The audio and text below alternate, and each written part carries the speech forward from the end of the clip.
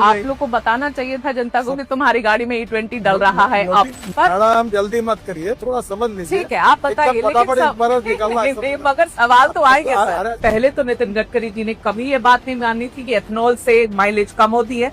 जब हरदीप पुरी जी ने ये बात मानी तब उन्होंने मानी। ब्लेंडेड पेट्रोल जब यूज कर रहे हैं तो माइलेज कम होगी कि नहीं, बस इतना ही पूछा मैंने।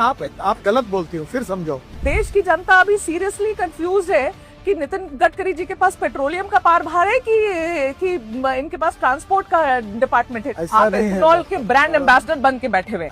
सेंट्रल एक्साइज भी कम किया है एथेनॉल ब्लेंडेड पेट्रोल पर, इसके बावजूद भी पेट्रोल के दाम कम क्यों नहीं हुए? ये सब सवाल आप पेट्रोलियम मिनिस्टर को पूछो। ये बढ़िया है। अभी आप देखो, आप क्या करती है? हाँ। आप तबला रग्गा बजाती है। अरे क्या तबला बजाती हो? आप अभी मुझे पूछ रहे हैं कि तुम पेट्रोलियम मंत्री हो, ये भी तुम बोलोगे? सर जो प्योर पेट्रोल है XP 170 रुपीज पर लीटर, 170 रुपए प्रति लीटर, सर कौन भराएगा गाड़ी में, बताओ। ये पेट्रोलियम विषय के जितने प्रश्न है ना, अब वो पेट्रोलियम मंत्री से ही बात करें। आपके बेटे की जो कंपनी है सियान एग्रो, उसकी नेट प्रॉफिट पिछले 5 सालों में 4500% ऊपर बढ़ गई है।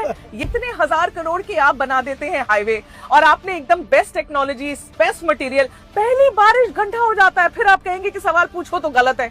ऐसे कैसे? मैं एंटी नेशनल थोड़ी हो जाऊंगी सवाल पूछूंगी तो। मैं आपको दिल्ली देहरादून पूछूंगी सर, उस पे गड्ढे हुए थे सर। तो आप सबको पेड कैंपेन बोलेंगे, आप कहेंगे सब पेड कैंपेन है, सब ऐसे लोग हैं। ऐसे नहीं, जनता के भी सवाल है ना सर, कभी तो मान लेना चाहिए। अगर कोई बात झूठ बोलने से डिफेमेशन केस होती है। हाँ, आपने जो पढ़ा इसके ऊपर मैं आपके ऊपर डिफेमेशन केस भी कर सकता हूँ।